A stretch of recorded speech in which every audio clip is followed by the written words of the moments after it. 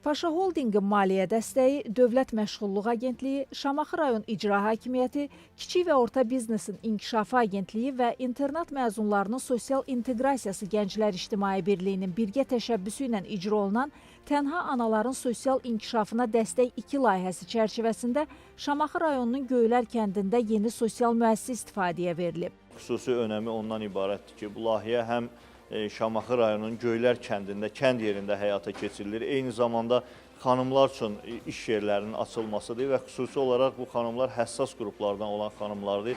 Bu da layihənin nə qədər önəmli olduğunu göstərir.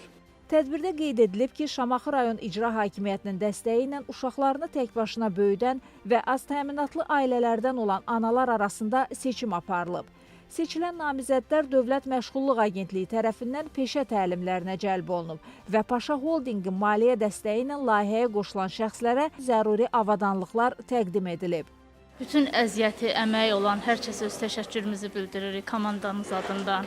Çox sağ olsunlar ki, biz üçün gözəl belə böyük bir şərait yaradıblar, dəstək olublar. Hər kəsə öz minnətdarlığımızı bildiririk.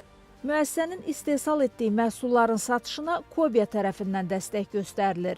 Yeni sosial müəssisənin yaradılmasında əsas məqsəd işsiz tənha anaların övladlarını dövlət uşaq müəssisələrinə verməsinin qarşısını almaq, onların sosial rifahını artırmaq və dayanıqlı məşğulluq imkanları yaratmaqdır. Mən də bir həssas ana qrupundan az yaşlı uşaqlarım var. Kəndimizdə belə bir ehtiyac çox idi.